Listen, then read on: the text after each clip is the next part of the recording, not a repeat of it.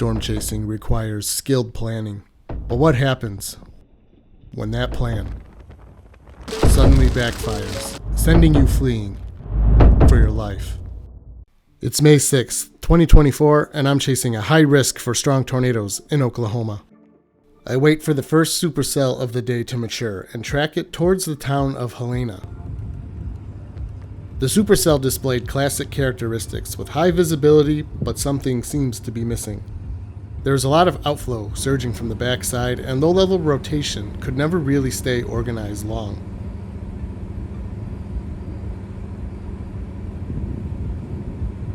Eventually, an area of rotation tightens up as it occludes and produces a brief, weak tornado. I couldn't tell from my position, but other chasers close to it captured a brief dust swirl under this funnel. I decided to let the storm go and drop south to a much more organized looking storm that was producing an EF1 tornado near the town of Okeen.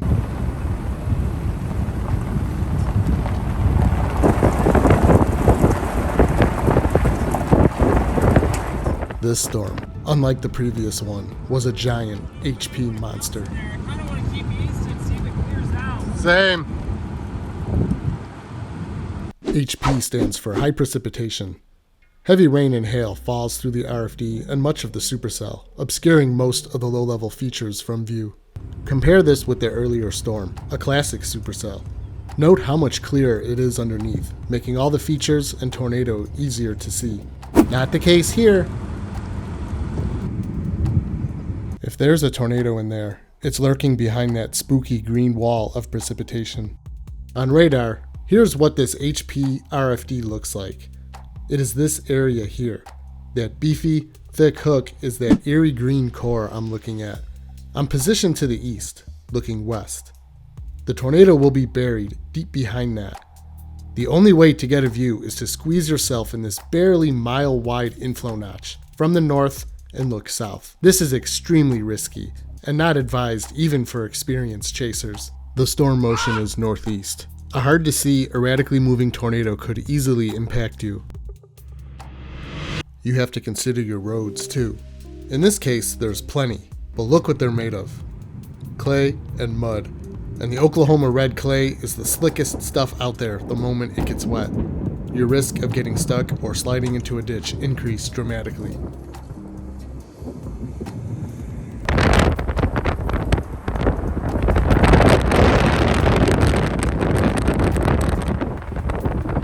I decided to get off of these clay roads as the storm quickly approached.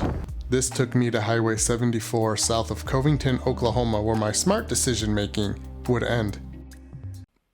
The storm chaser psyche is an interesting thing.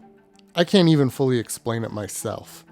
There's a desire, a draw, a yearning to see and experience these thunderstorms. We only get a handful of opportunities per year to get the storm it is that we're after. There's a lot of pressure to report the severe weather so that they can issue the warnings with accurate information for the public. There's the pressure to get the shot. There's the pressure of spending all that time and all that money, and then that tornado is just this close to you, but it's blocked behind a wall of rain. There's the competition with other storm chasers, and all of this stuff can kind of get into your head and it can kind of cloud your judgment. We know the situations that we're in are risky, and sometimes none of that matters. We just decide to go for it. I decided to get in the notch to catch a view of any tornado. It wasn't a totally blind decision. The trajectory of the storm looked like it was heading right towards Covington, Oklahoma. Here, Highways 74 and 164 provided a paved option to navigate quickly and escape if necessary. This boosted my confidence, perhaps foolishly, just enough. As I travel north in the notch, I get a look back at the business area as it approaches. Any possible tornado is back there somewhere. The inflow notch is getting tighter as strong RFD precip surges in. I take Hayward Road east, a shortcut to Highway 164. Heading east, the increasing precip makes visibility even worse on this unpaved shortcut. The downside to these types of shortcuts, as mentioned earlier, is poor road quality and even poorer railroad crossings. I make it to 164 as the outer edge of the RFD begins to overtake the road, and sure enough, a low contrast tornado appears.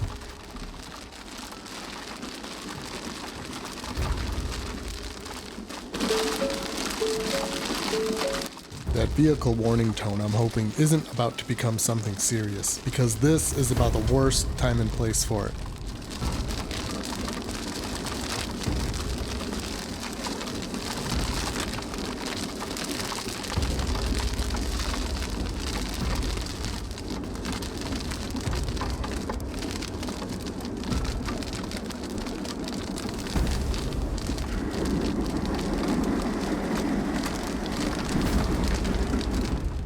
The tornado crosses the highway and almost fully condenses as a rope, but soon after appears to dissipate, likely being overtaken by the RFD.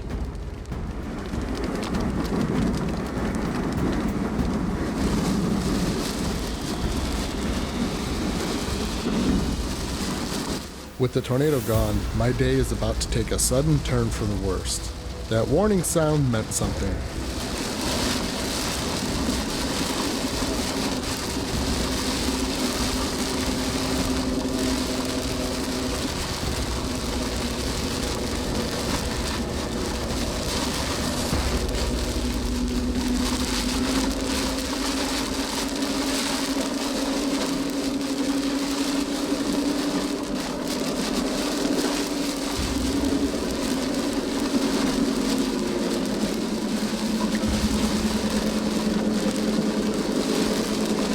I have a tire that just went flat. I gotta get out of the way of this thing.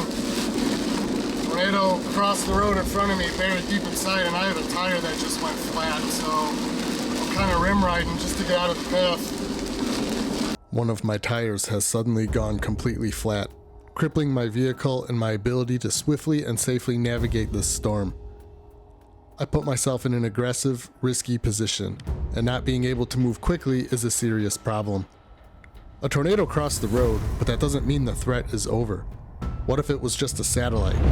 Think back to Elkhorn, Nebraska earlier this year. A quick-moving satellite forms around a much larger developing tornado. If that's the case here, I am in serious danger now. Visibility is low, and not only is the storm HP, but it's also close to sunset. Radar doesn't show tight rotation, more of a giant RFD surge, but this is a high-risk environment. Strong tornadoes can develop quickly before radar even detects them. I need to get out of the way, but with a shredded tire, even driving above 30 miles an hour is pushing it. The storm is moving 40 miles an hour, so some quick math says this is not good. I'm barely ahead of the storm, and now my focus has shifted to finding adequate shelter and fixing the tire, but there's nothing out here. Limping along at 20 miles an hour, I enter the tiny town of Lucene, Oklahoma, and happen upon their volunteer fire department. This seems like the best option to at least get the tire changed. I pull in and run inside to see if anyone is around. Thankfully, a couple of volunteers are still present and let me pull into one of the bays. Soon after, as sirens sound, they decide to evacuate.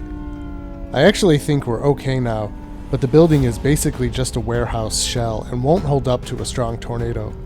Being immobile, I decide not to chance for it.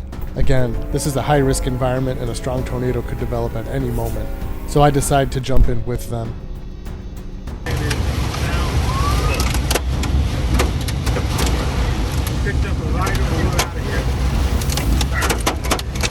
We outran the storm as best we could, dropping south towards the town of Orlando. Thankfully, the whole storm complex was lining out at this point, and it was only hail and high winds we had to deal with, but we had to wait for the trailing line to pass.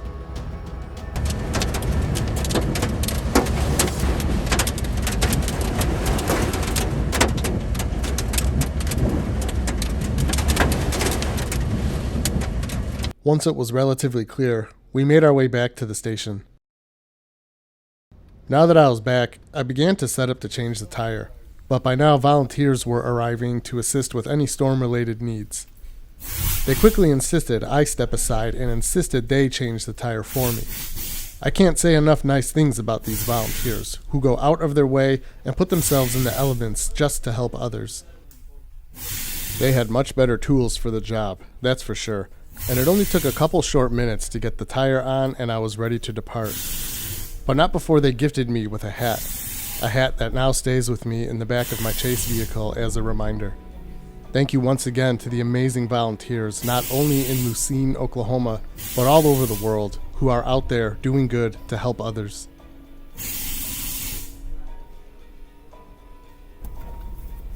Thankfully quiet weather after this, at least for a week. Yeah, that was from the other day, like 2 days ago.